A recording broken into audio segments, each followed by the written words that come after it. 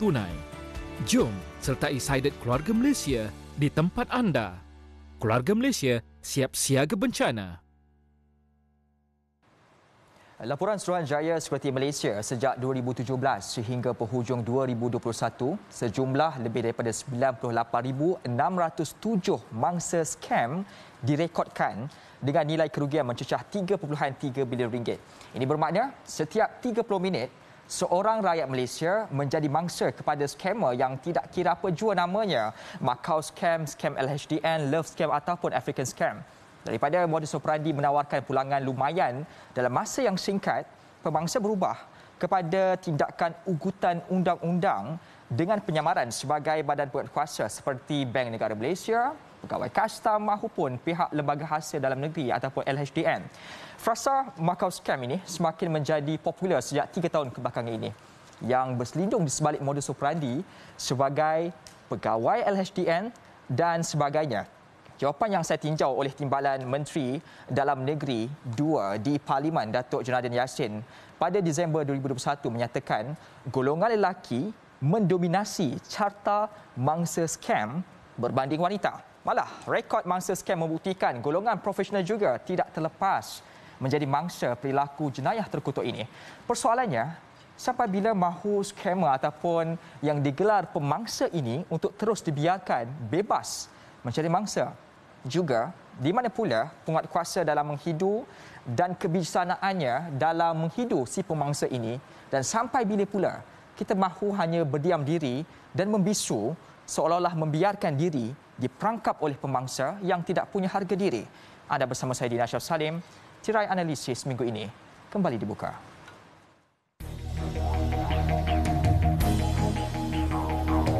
Please, this is a serious issue. Bukan semua perkara yang dikatakan sebagai naluri itu adalah satu sebab untuk kita mengatakan ia benar.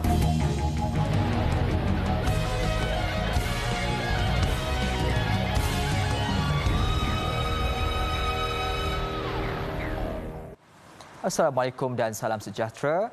Skamer LHDN, mengapa sukar tumpas? Dan untuk membicarakan tentang perkara ini, saya nak bawa dahulu perhatian penonton analisis bersama dengan mangsa yang telah pun terjerat kerana pemangsa ini yang cukup rakus dalam mendapatkan wang daripada mangsa secara cukup singkat dan ringkas. Akhirnya mangsa ini terjerat.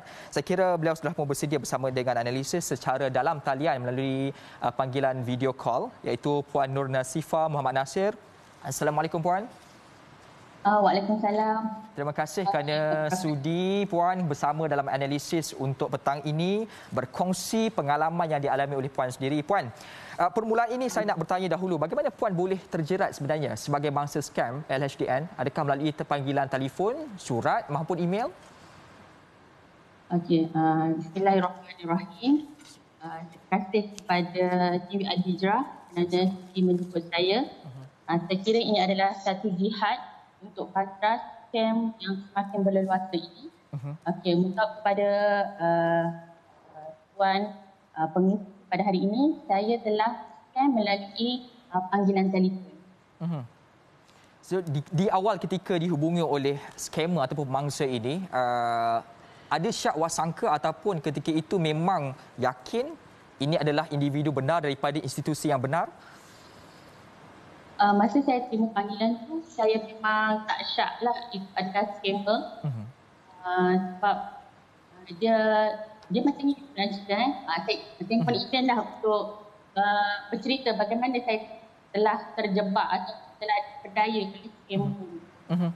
Pada Bismillahirrahmanirrahim, pada 7 hari bulan 3 2021, saya telah menerima satu panggilan telefon yang menyamar sebagai seorang pegawai LHDN yang menyatakan bahawa saya ada satu tunggakan cukai yang belum dibayar atas nama syarikat AR Maju Trading. Jadi masa saya terkejut sebab saya tak pernah mendaftar syarikat atas nama AR Maju Trading. Masa itulah permulaan ceritanya lah. Saya panggilan tu. Jadi saya terkejut sebab saya menafikan lah. Saya tak ada pun daftar syarikat ni, saya tak menentukan. Dia kata, Puan, ini memang nama Puan nama ni didaftarkan atas nama Puan di SHM Sawangan Kelantan pada sekian-sekian hari bulan dah kita tahu. Jadi saya kata, saya cakap, saya menafikanlah sekarang ni, saya kata memang saya tak ada daftar syarikat. Saya kata, okey Puan, saya rasa Puan ni ada pihak ketiga yang telah menyalahgunakan maklumat pribadi Puan untuk mendaftar syarikat ni. Jadi saya pun macam, terkejut lah. Jadi kata, kemudian dia tanya, Puan pernah hilang IC tak? Saya pernah hilang IC. Masa tu cakap dah lama dah. Saya hilang IC di bas ekspres. Masa saya naik bas ekspres dari Kelantan ke Johor Bahru. Masa tu saya belajar di Besut Terengganu. Saya tertinggal saya punya pers tu. Jadi cerita tu dicari macam betul. Sebab dia kata syarikat tu berdaftar di Kelantan. Kemudian saya pula ada hilang IC dekat bas ekspres. Jadi sebagai seorang mangsa, saya rasa macam betul. Masa tu lah. Jadi kalau tanya sekarang, saya kata macam tipu kan. Masa tu lah. Jadi permulaan ceritanya itulah trap pertama atau perangkap pertama yang membawa kepada perangkap-perangkap yang seterusnya. Sehingga saya kerugian hampir RM9,000. Kerugian RM9,000 dan diperdaya di awal itu, jangka masa ketika dihubungi sehingga transaksi dilakukan, adakah dilakukan dalam masa 1 hari? Okey, dia macam ni ceritanya. Okey, saya ceritakan pengalaman saya ini dan saya bawakan juga bagaimana skamer ini merasionalkan keadaan supaya mangsa ni rasa macam betul. Okey, pertama dia kata, Puan, ini adalah jenayah yang paling besar, dia kata, sebab ada orang guna maklumat peribadi Puan untuk daftar syarikat lain.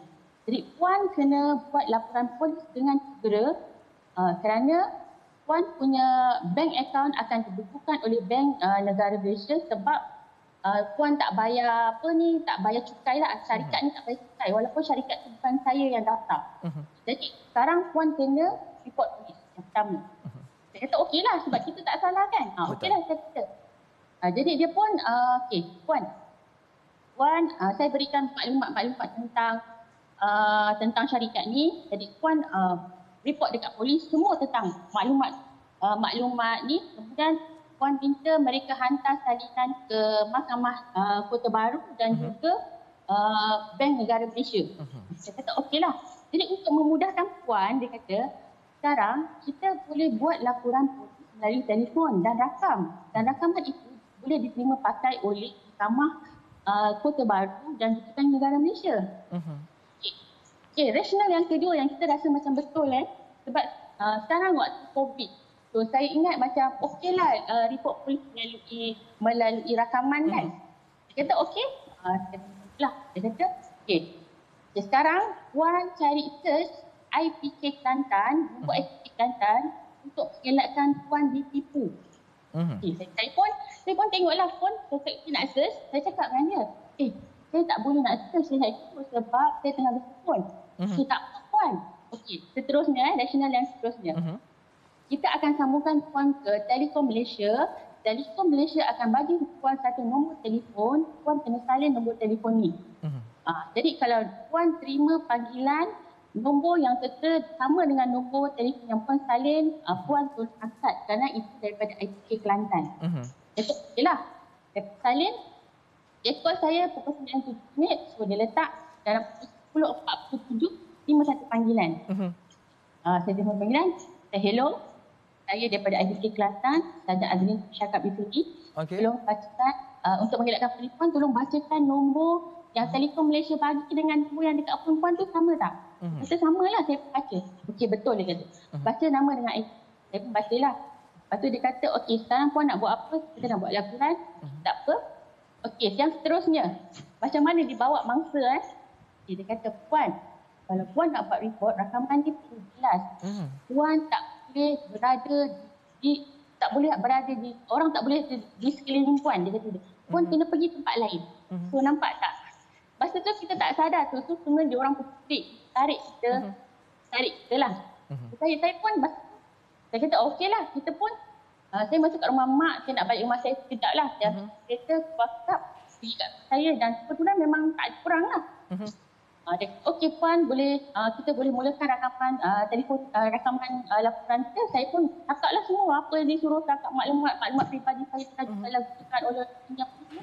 Okey puan, dah selesai rakaman. Puan boleh dengar rakaman yang puan buat tadi. Dia pun pasang. Pasang, dengar, tapi dia sayup. Dia kata, puan dengar tak?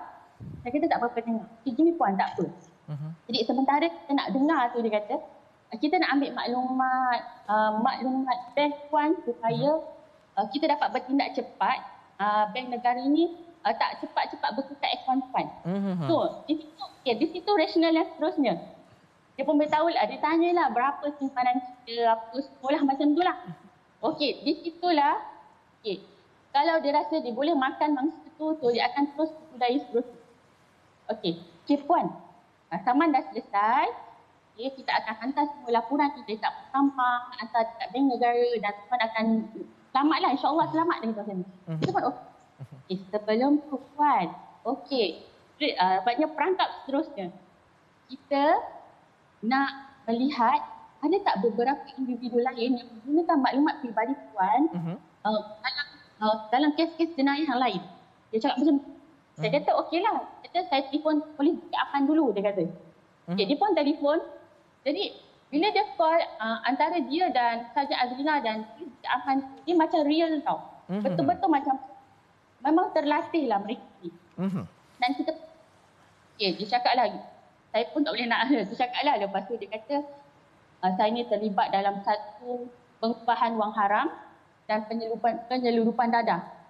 Yang ni trik kita gunakan ketakutan. Saya dah takut. Maknanya saya cakap, ya Allah, sejauh ini orang menggunakan saya punya maklumat pribadi dengan daftar syarikat dia macam tu, kemudian sampai boleh terlibat dengan pengubahan wang haram apa semualah. Saya macam dah takutlah sebab kita tak buat benda tu. Okey, di sinilah skema memang memainkan peranan. Dia trik kita, dia masa tu dia dah cakap, puan memang bersalah. Sebab memang kita dah tangkap satu orang penjenayah. Jadi sebelum tu dia nak takutkan kita lagi, dibacakan satu akta.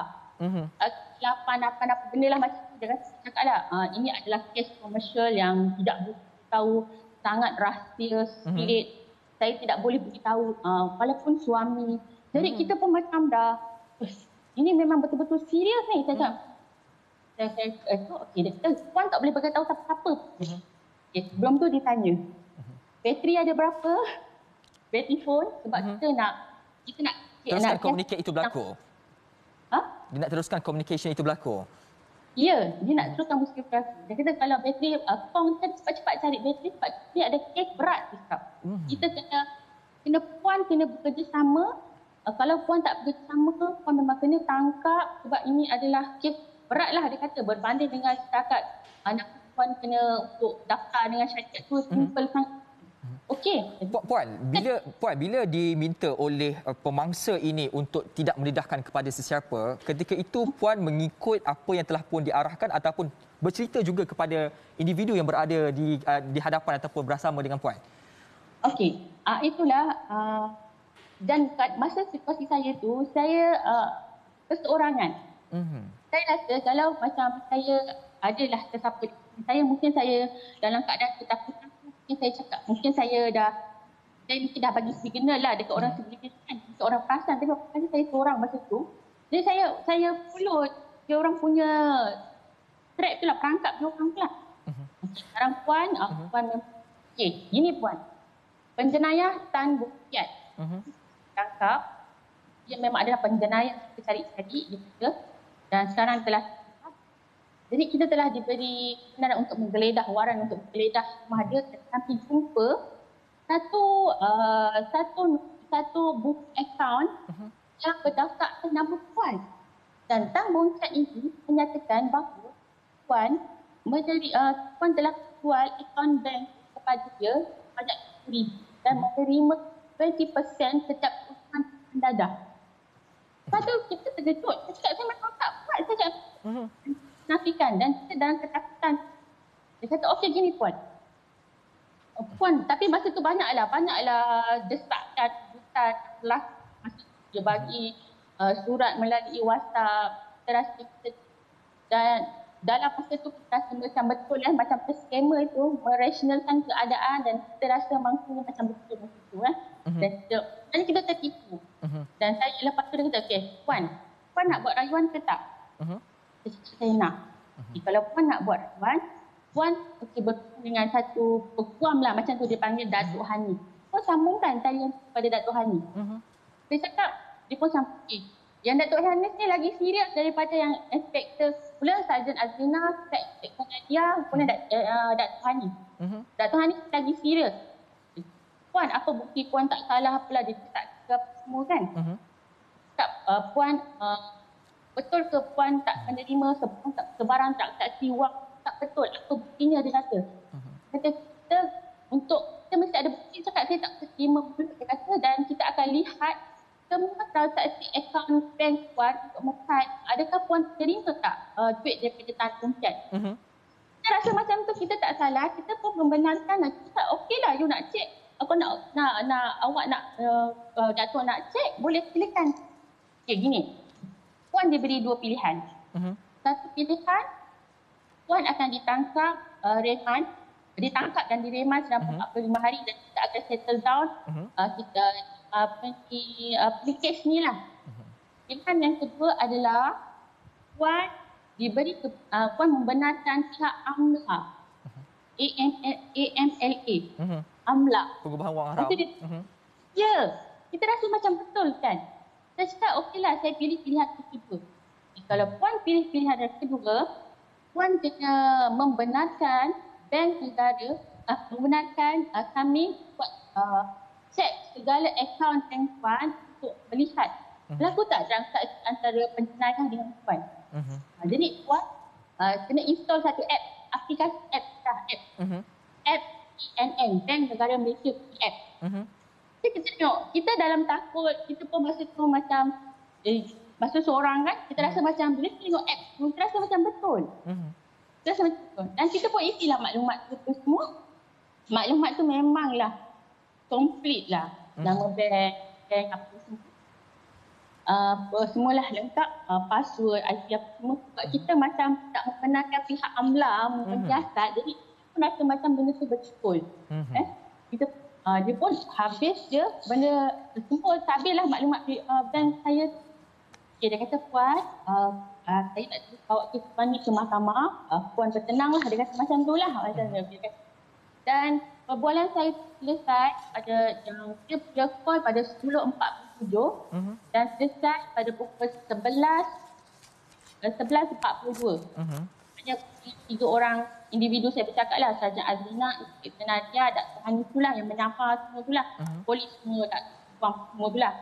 Dia selesai. Jadi bila selesai, saya tak perasan saya adalah mangsa.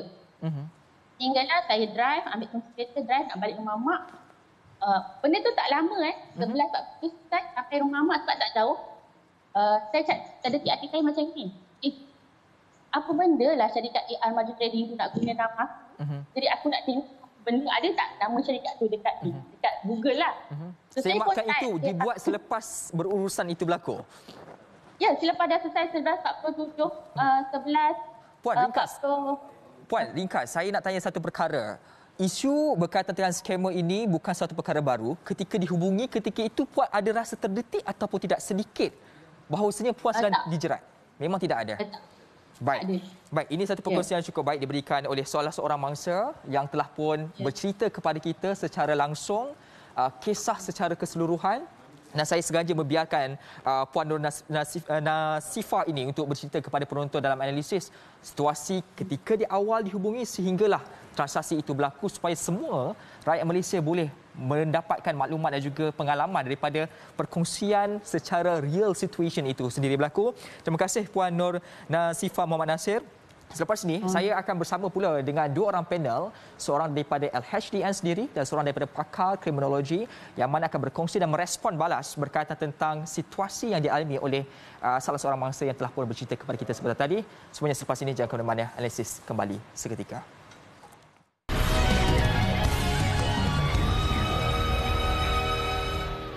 Pernah tak kalian mendengar tentang penyesalan mereka yang sudah mati tetapi bersungguh-sungguh merayu untuk dihidupkan semula hanya untuk bersedekah? Kenapa? Kerana sedekah adalah amalan orang-orang yang soleh. Jadi, sementara kita masih ada kesempatan dan umur, bersegeralah menyumbang sebelum terlambat. Marilah berwakaf bersama Wakaf An-Nur menerusi program Hibah Lil Wakaf atau langganan dana unit amanah kerjasama strategik kami dengan PNB Investment Berhad. Ibu, teringinlah nak makan rendang rembang nenek. Rehan kan ada. Dengan Rehan Food, apa sahaja menjadi lebih mudah, cepat dan ringkas. Kita sudah dibenarkan untuk menunaikan ibadah umrah. Dengan SOP yang baharu, umrahku.my akan membimbing anda untuk menunaikan ibadah umrah. Jom dapatkan diskaun dan hadiah yang menarik. Pastikan anda bersama kami melepaskan kerinduan di Tanah Suci. Umrahku.my, umrah kembara hati. Debaran terasa, gemuruh jiwa, cabaran demi cabaran demi merealisasikan satu impian berjaya di puncak persada. Target 50 ya. Tycoon Muda dipacu oleh Bank Islam Malaysia Berhad. Setiap Rabu 9.30 malam.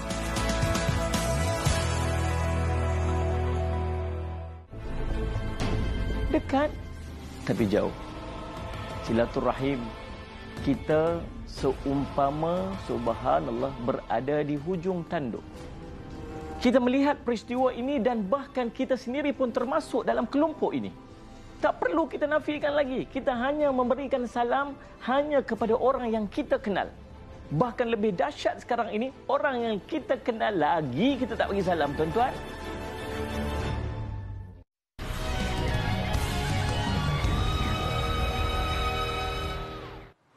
Kembali semula dalam analisis, kita masih lagi berbicara soal skamer LHDN. Saya masih lagi bersama dengan salah seorang mangsa yang telah pun terjerat di kerana pemangsa yang cukup bijak memerangkap mangsa ini.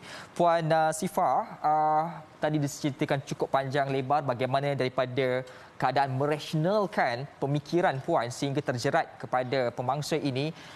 Soalan ini berkaitan tentang bagaimana akhirnya wang RM9,000 itu dibawa dan dengan rela hatinya dipindahkan kepada si pemangsa ini. Okey.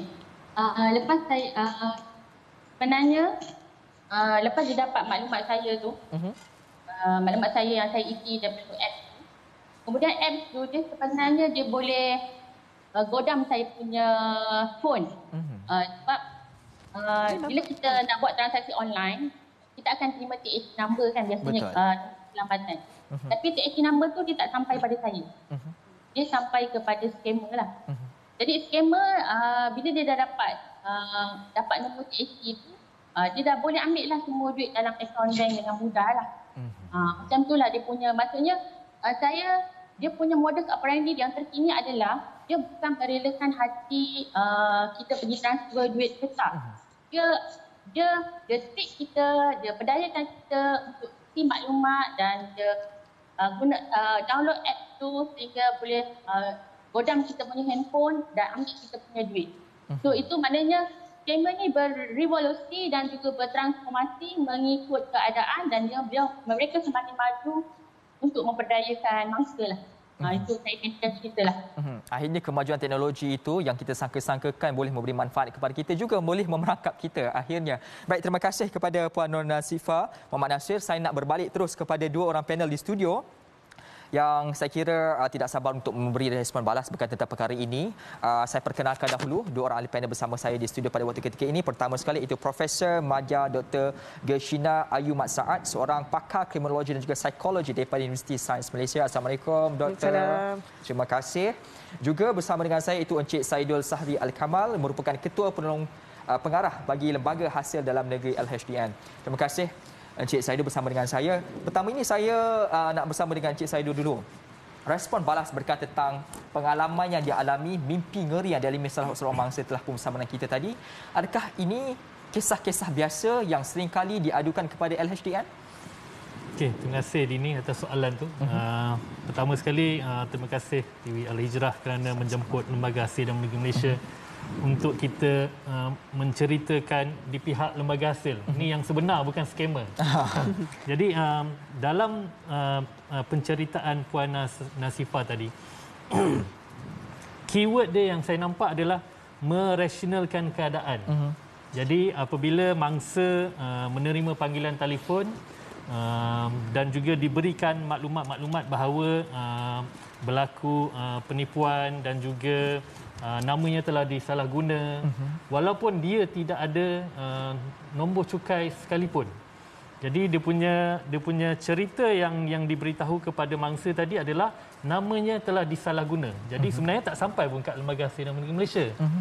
Maklumat tu direka cipta supaya mangsa tu jadi takut. Jadi bila Puan Nasifah ceritakan step by step daripada lembaga hasil, kemudian ke polis, kemudian ke Bukit Aman, kemudian ke lawyer. Jadi saya rasa cerita ni amat menarik sebab dalam satu panggilan telefon dia boleh sampai ke semua agensi. Betul. Selalunya kita jaranglah dengar cerita macam ni. Jadi skamer ni berjaya merasionalkan keadaan apabila Puan Nasifah dalam keadaan ketakutan, yang mana dirasionalkan punca dia sebab dia hilang kad pengenalan. Jadi nama dia digunakan oleh syarikat, kemudian disalahgunakan oleh di bawah akta amla, ada penjenayah menggunakan. Jadi saya rasa skamer ni amat bijak merasionalkan keadaan tu supaya mangsa jadi takut. Kemudian mangsa akan menyerahkan semua maklumat. Yang kedua saya tengok yang menariknya adalah aplikasi apps yang diperkenalkan oleh skamer yang membolehkan skamer mendapat semua maklumat maklumat mangsa dengan cepat, nombor akaun bank dan segalanya. That's why bila berlaku transaksi, nombor TAC ataupun OTP yang sepatutnya sampai kepada Puan Nasifah tadi sampai kepada skamer untuk dia membuat transaksi secara dalam talian perbankan, ditransferkan duit itu kepada orang lain. Dalam kebanyakan kes yang diadukan kepada LHDN, ini perkara biasa dia. Ini perkara biasa. SOP-nya sama. SOP-nya sama. SOP-nya sama. Saya pun dapat panggilan yang sama. Baru-baru ni mak saya pun mesej saya, dia kata mak tak ada fail cukai, kenapa orang lembaga hasil call kan? Jadi mak saya cakap, mak saya matikan panggilan kerana dia tahu anak dia kerja lembaga hasil. Kalau ada apa-apa tunggakan mestilah dimaklumkan oleh saya kepada keluarga saya. Begitulah. Baik, ini adalah perkara seperti disebut perkara biasa yang sering diadukan kepada pihak LHDN. Saya kira sejak beberapa tahun yang lalu juga modus operandi sebegitu. Cuma mungkin ada peningkatan dalam konteks teknologinya. Maka saya nak bertanya pula kepada doktor, melihatkan kepada keyword sebentar tadi, iaitu merasionalkan pemikiran mangsa ini dan juga menunjuk seolah mereka bijak dalam konteks undang-undang. Dua perkara penting ini menjadi elemen utama untuk memerangkap mangsa. Maka secara kognitif manusia sendiri, apabila berada dalam situasi seperti ini, kebarangkalian manusia untuk terjerat itu adakah sangat tinggi ataupun manusia sendiri boleh mengawal situasi rasional itu? Okey, baik, terima kasih Dini dengan Hijrah. Untuk para pendengar di luar tu, sebenarnya nak cakap pasal realisasi ni, dia bukan hanya sebagai keadaan kognitif kita, tetapi juga emosi kita. So bersama emosi dengan kita punya kognitif akan menimbulkan satu keadaan tindakan kita supaya untuk mengelak tindakan undang-undang. Jadi ada elemen tingkah laku. Ada gabungan tiga tu ya. Kognitif, emosi, tingkah laku. Itulah penerahan yang daripada aspek psikologi dan kriminologi. Sebelum saya menjawab soalan dengan lebih mendalam ya, saya ingin mengambil peluang untuk memerihalkan maklumat asas mengenai skam ataupun penipuan ni. Selain daripada skam percintaan, love scam dan pinjaman, penipuan yang berlaku di Malaysia termasuk penipuan bayi tanpa kerakyatan dan pengambilan anak angkat. Penipuan pelancongan, haji dan umrah, kesihatan, harta benda, perkahwinan, saham, pelaburan, penipuan cepat kaya. Memang sangat banyak. Dia bergantung kepada kreativiti penjenayah, bukan kebijaksanaan. Kerana tim saya di Sains Forensik, Pusat Pengajian Sains Kesihatan USM di Kelantan, ya, bukan di Penang, kami banyak buat pendidikan dari tahun 2000 lagi dalam bidang mengenai penjenayah ni lah, khususnya penipuan. Kami membandingkan rakyat orang biasa dengan kumpulan dalam penjara mengenai IQ. So bila buat perbandingan, hakikinya IQ sama sahaja. Yang membezakan adalah kreativiti. Itu yang penting. Jadi penyelidikan victimology iaitu bidang kajian pemangsaan, kriminologi, psikologi dan lain-lain telah meneroka pelbagai isu tingkah laku termasuk provokasi dan tindak balas terhadap jenayah yang dilakukan oleh mangsa sendiri yang membolehkan mereka ditipu. Jadi terdapat beberapa model ataupun mekanisme lawan proses pelibatan yang didasari tingkah laku perbuatan mangsa sendiri ya. Bidang pengajian lain contohnya keselamatan maklumat, sosiologi, ekonomi, keselamatan secara am juga telah meneroka hubungan antara ejen manusia iaitu mangsa dengan pemangsa dan aktiviti jenayah skam. Jadi kandungan sorotan karya yang sedia ada, kita telah mendapati bahawa terdapat bukti tingkah laku tertentu seperti impulsif, cuai, mudah tertipu, tidak bertanggungjawab, terlalu mempercayai, emosi khusus, contohnya tamak, keinginan, kesunyian, keterikatan, ketakutan dan pola pemikiran tertentu. Sebagai contoh, kegagalan untuk mengenali isyarat penipuan, heuristik, keperluan rendah untuk input kognitif, ketidakmahuan untuk cek balik. Adakah maklumat yang dibagi itu betul? Adakah ia benar? So, gabungan tiga ini lebih berkemungkinan hadir dalam aspek scam dan memudahkan individu untuk menjadi mangsa. Selalunya mangsa tidak percaya yang mereka ni akan menjadi mangsa. Mereka ni takkanlah terdedah. Saya tahu saya takkan jadi. Perkara ini tidak akan jadi kalau mereka mengetahui. Baik, saya nak sambung tentang perkara ini selepas ini kerana saya melihat juga bagaimana statistiknya 2021 sahaja lebih kurang 65% kes jenayah komersial itu berpunca daripada aktiviti scam ini. Semuanya akan kami kupas lebih lanjut selepas ini dalam analisis yang ke mana-mana. Kembali selepas ini.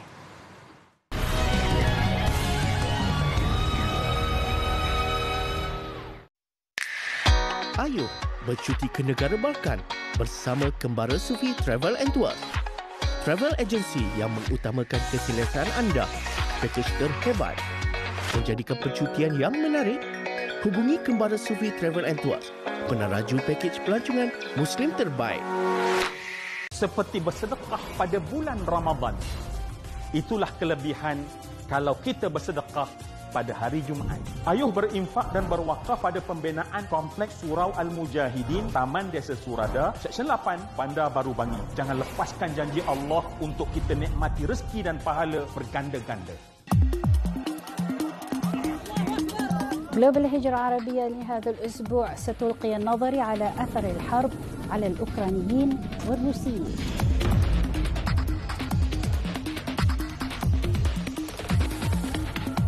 لا تنسوا مشاهدة جلوبال الهجرة العربية كل يوم الجمعة في الساعة 9 إلى 4 مساء على قناة الهجرة وصفحات فيسبوك TV الهجرة.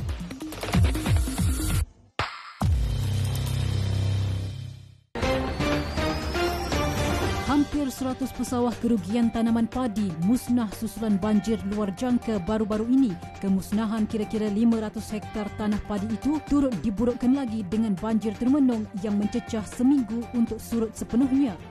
Juga, kerajaan kembalikan semula program penyeragaman harga bagi menyelesaikan masalah kenaikan kos sara diri dihadapi lebih 2,000 penduduk Pulau Redang. Timbalan Menteri Perdagangan Dalam Negeri dan Hal Ehwal Pengguna, Datuk Rasul Wahid berkata, sebelum ini penduduk pulau itu perlu membayar keperluan dengan harga lebih tinggi berikutan kos pengangkutan. Laporan lanjut 8 malam ini.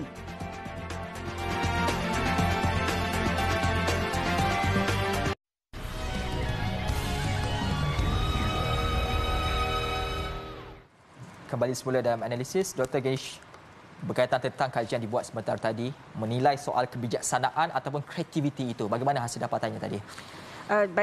Berkaitan dengan faktor kognitif iaitu antara kebijaksanaan dengan kreativiti. Memang betul kreativiti itu adalah sebahagian daripada kebijaksanaan. Betul. Tapi yang betul-betul memisahkan antara kumpulan penjenayah dengan masyarakat awam yang tak terfikir pun nak buat penjenayah adalah aspek kreativiti. Ya. Program Sains Forensik Pusat Pengajian Sains Kesihatan USM, so kami telah buat kajian dalam bidang ini dah sejak tahun 2000. Jadi 22 tahun dah ya. Jadi pasukan saya khususnya sebagai contoh saya nak bagi beberapa ya. Cik Ler Lian Jia, Cik Shankar, saya sendiri dan makin lama makin ramailah dalam bidang ni menjalankan kajian mengenai penganiayaan jenayah komersial. Dan kami telah menghasilkan buku pun. Jadi apabila Puan Syifa tadi menceritakan bahawa mereka akan memudahkan dia buat laporan polis, saya akan tekankan di sini. Tak ada ejen mana-mana pun yang akan menawarkan tenaga, usaha, masa untuk memudahkan buat laporan polis tu. Mangsa atau ahli keluarga ataupun saksi, mereka kena buat laporan sendiri. Laporan polis melalui aplikasi yang sah. Perlu untuk orang awam tahu. Ada 3 je.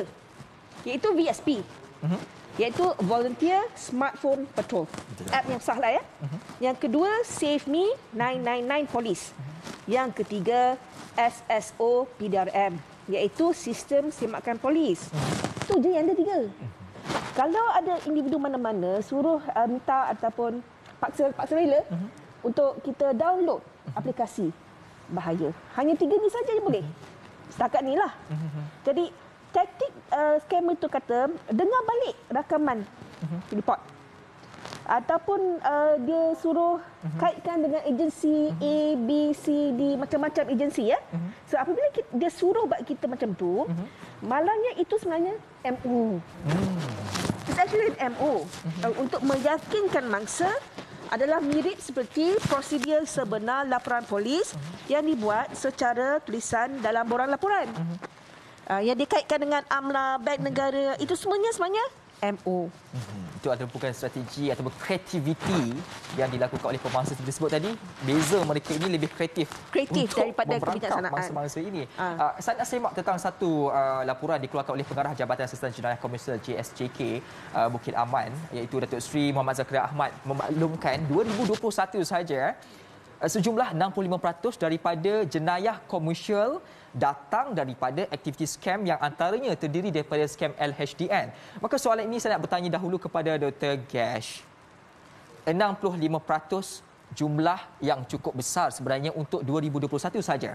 Dengan pendedahan 65% pada tahun 2021 ini, adakah ini satu data yang perlu dibanggakan kerana kita berjaya mengesan jumlah aktiviti skamer ini, atau kita perlu risau dan khawatir kerana wujud peningkatan kes skam yang ketara?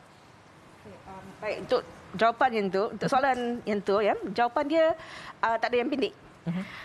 Sebab kita boleh lihat bidang kriminologi ni, kita lihat daripada perspektif penjenayah, perspektif mangsa dan perspektif ahli keluarga mangsa.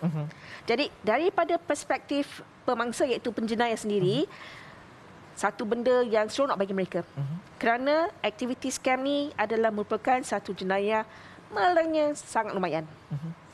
Keduanya apabila melibatkan MO yang pelbagai, menggunakan teknologi maklumat, sistem yang pelbagai. Jadi kita nak kesan, nak tangkap, nak dakwa susah. Bagi pihak penjenayah, mereka suka. Bagi pihak mangsa, ini adalah sangat-sangat merunsingkan. Kadang-kadang mangsa sendiri tidak mahu buat laporan. Takut, malu, segan. Kadang-kadang ada juga mangsa yang jenis tamak, yang mereka sendiri pun ada titik-titik hitam dalam kelakuan mereka. Kalau dilaporkan kepada polis, titik-titik hitam tu akan keluar. Jadi dia dua-dualah merunsingkan kepada mangsa dan sesuatu yang diinginkan oleh pemangsa. 60% ni sebenarnya apa yang telah dilaporkan. Banyak lagi yang tak dilaporkan. Maka jumlah itu kalau mungkin dibayangkan tak tersanggup melihat jumlahnya sendiri. Baik, kalau saya lihat kembali pula laporan daripada Suruhanjaya Security Malaysia melaporkan dalam 30 minit boleh dianggarkan seorang rakyat Malaysia makan menjadi mangsa aktiviti skam. Maka soalan ini saya nak ajukan kepada Encik Saidul. Kalau kita menyedari hakikat aktiviti skam yang sangat aktif ini melalui medium teknologi, di peringkat LHDN pula, bagaimana LHDN menyusun strategi bagi memastikan ada wujudnya perbezaan di antara panggilan yang benar dengan panggilan palsu oleh pegawai LHDN? Pertama sekali saya ingin maklumkanlah bahawa di lembaga hasil dalam negeri Malaysia kita ada cara untuk berhubung dengan pembayar cukai. Saya kongsikan 3 saluran yang kita biasa gunakanlah. Yang pertama adalah panggilan telefon. Yang kedua adalah melalui email dan yang ketiga adalah melalui surat. Bagi panggilan telefon, secara generalnya, pembayar cukai akan menerima panggilan daripada Hasil Recovery Call Center, kita panggil HRCC, yang menggunakan nombor telefon 03 8751 1000, ataupun pembayar cukai juga boleh menerima panggilan daripada unit pungutan cawangan Lembaga Hasil Dalam Negeri Malaysia, yang mana nombornya pelbagai mengikut lokaliti lah. Sebab tiap-tiap cawangan lembaga hasil kita ada unit pungutan yang akan menghubungi pembayar cukai sekiranya ada tunggakan cukai.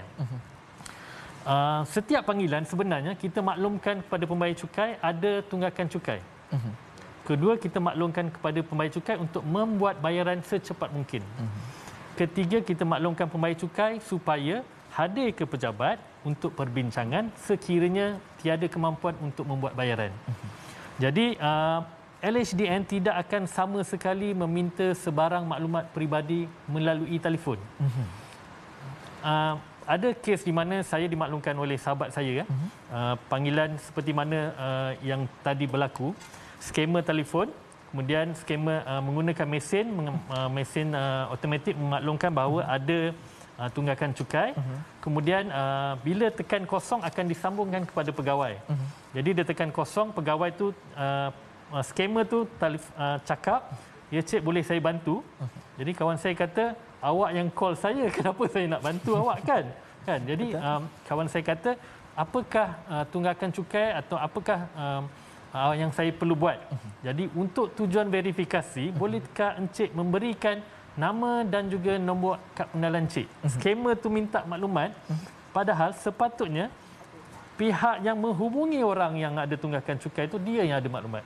Sebagai contoh, kalau saya dari Lembaga Hasil Jalan Duta, saya call Dini, saya maklumkan Dini ada hutang sekian-sekian jumlah. Jadi untuk verifikasi saya yang bagi tahu maklumat. Okey, maklumat IC Dini, nama penuh Dini dan juga buat bayaran. Bukannya sebaliknya. Betul. Ini skema yang telefon tapi dia tak ada apa-apa maklumat. Jadi kalau sebegini trend dia adalah skema.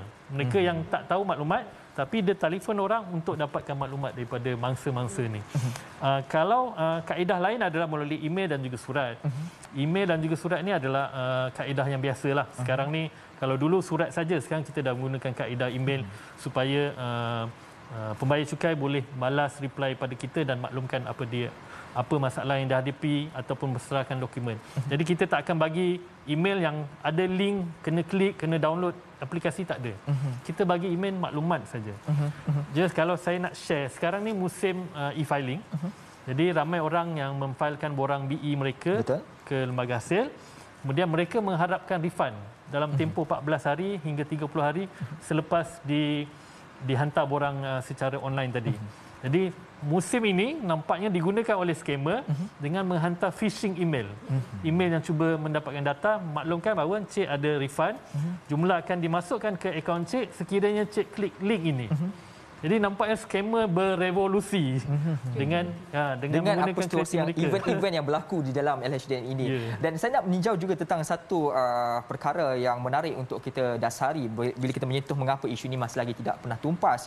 Kalau saya lihat bagaimana Presiden Persatuan Pemeriksa Fraud Bertauliah Malaysia itu Datuk Seri Akbar Sattar pernah mendedahkan bahawasanya berdasarkan sumber PDRM sendiri dari 2019 hingga ke 2020 lebih kurang 80,000 akaun keldai milik individu dijadikan transit pindaan kewangan oleh skamer. Soalan ini saya ajukan kepada Dr. Gash. Dr. Gash, adakah pelibatan orang tengah ini wujud atas prinsip suka sama suka?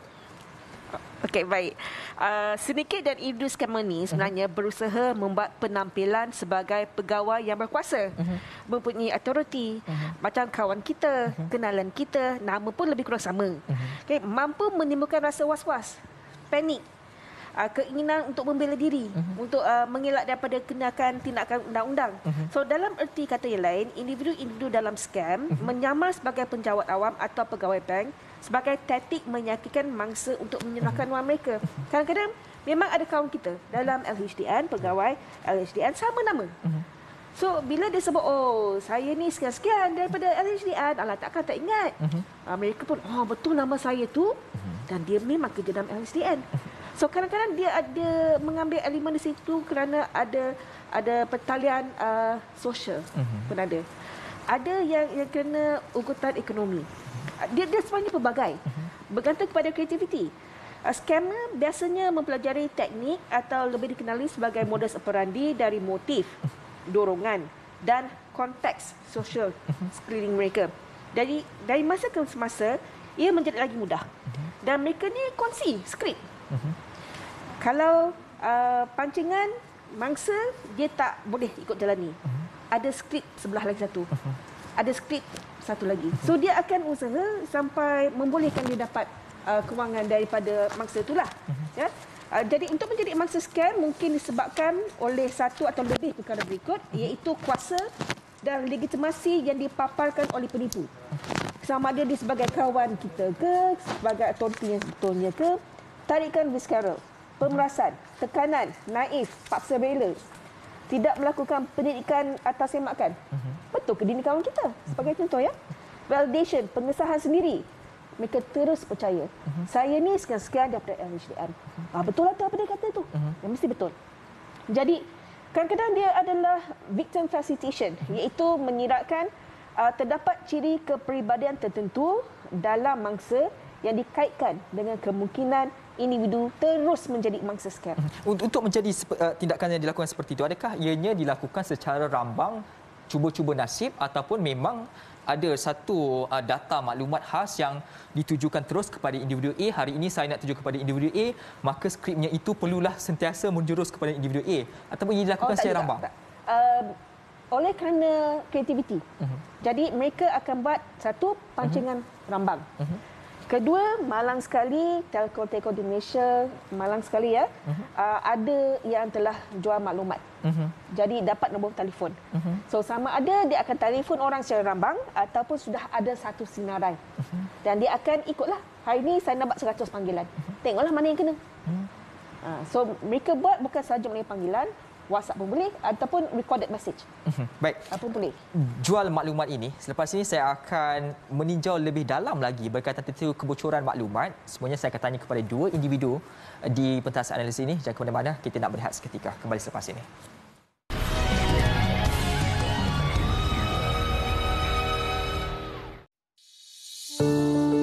Di sinilah pertemuan yang selalu dinantikan, tentang doa yang tak berhenti dilontarkan, tentang rindu yang semoga dipertemukan. Semoga Allah kabulkan pertemuan kita. Kami rindu padamu Baitullahil Haram. Labbaik Allahumma labbaik, labbaik ya mujibal muttaqin. Raiha Travels sendirian Berhad, berpengalaman, mesra, berkualiti. Jom umrah bersama kami. Sedap, sedap, sedap, sedap, sedap, sedap, sedap, sedap, sedap. Cookies Most Wanted. Sedap, sedap, sedap, sedap, sedap, sedap, sedap, sedap, sedap. Cookies Most Wanted.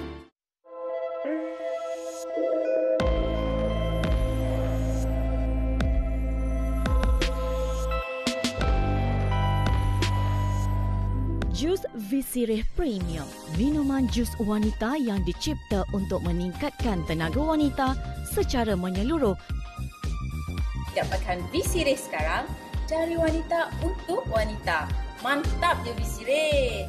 Visirih, martabat mahkota wanita.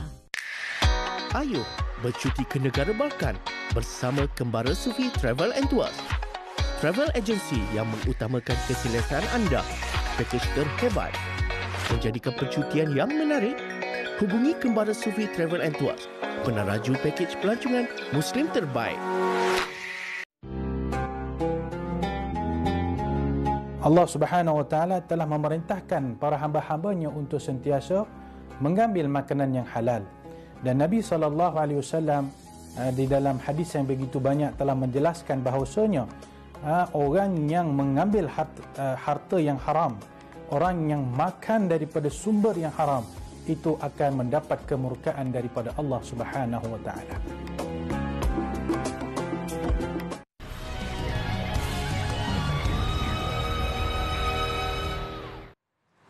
kembali semula dalam analisis tajuk yang cukup hangat. Saya kira ramai daripada kalangan rakyat Malaysia sedang menyaksikan program ini kerana saya pun kira ramai juga telah pun menjadi mangsa kepada skema LHDN ini. Soal ini saya tujukan terus kepada Cik Saidul. Cik Saidul, kalau saya lihat kembali 2020 kita pernah dikejutkan dengan penahanan penguatkuasa termasuk anggota PDRM sendiri oleh pihak SPRM kerana menjadi orang dalam untuk melindungi aktiviti skema ini.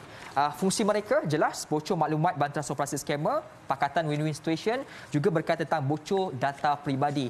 Soalan saya yang pertama kepada Encik Saidul, adakah Encik berpandangan salah satu punca ini juga berlaku disebabkan kerana integriti penguatkuasa itu sendiri, dan kedua di peringkat LHDN, bagaimana LHDN memastikan supaya hanya pegawai tertentu saja yang boleh mengakses maklumat-maklumat pribadi, data-data, iaitu mereka yang telah pun mencarum ataupun telah membayar cukai ini? Satu soalan yang menariklah tentang integriti. Jadi saya tak boleh komen tentang agensi-agensi lain. Tapi untuk makluman, selain daripada Akta Perlindungan Data Peribadi, LHDN juga sebenarnya tertakluk kepada kerahsiaan di bawah Seksyen 117 dan juga Seksyen 138 Akta Cukai Pendapatan 1967. Dalam peruntukan tersebut, maklumat pembayar cukai merupakan classified material atau bahan terkelas di mana pegawai LHDN dilarang daripada berkongsi ataupun memberi sebarang maklumat pembayar cukai kepada orang lain ataupun membenarkan orang lain mempunyai akses kepada bahan terkelas ini. Bahan terkelas ini bermaksud apa-apa jenis penyata atau dokumen bagi maksud Akta Cukai Pendapatan dan berkaitan dengan pendapatan seseorang individu, perkongsian ataupun syarikat. Bukan itu saja, bahan terkelas ini juga adalah apa-apa maklumat yang boleh dicapai oleh orang tertentu yang mempunyai kuasa. Jadi sekatan untuk akses kepada maklumat itu adalah berdasarkan pangkat, jawatan dan sebagainya lah.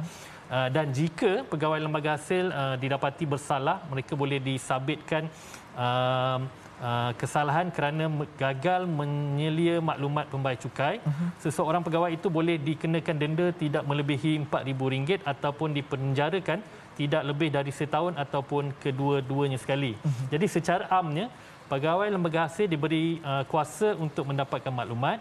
Ia tertakluk kepada obligasi statutari yang mana itu tanggungjawab pegawai. Jadi untuk mematuhi kerahsiaan tersebut. Jadi sekiranya pegawai ini tidak patuh, jadi kita risau kesan kepada keyakinan masyarakat terhadap kredibiliti lembaga hasil dan negeri Malaysia akan terjejas. Sukar untuk mendapat kerjasama daripada pembayar cukai sebab mereka akan anggap semua orang yang hubungi mereka adalah scammer dan juga akan memberi kesan langsung kepada kutipan hasil. Jadi bila orang tak percaya, kutipan hasil pun akan jadi menurun. Jadi LHDN memberi jaminan bahawa data dan maklumat pembayar cukai di negara ini adalah selamat daripada diceroboh daripada pihak luar dan demi memastikan keyakinan masyarakat terhadap kredibiliti LHDN, LHDN sendiri turut melakukan inspektorat keselamatan secara dalaman.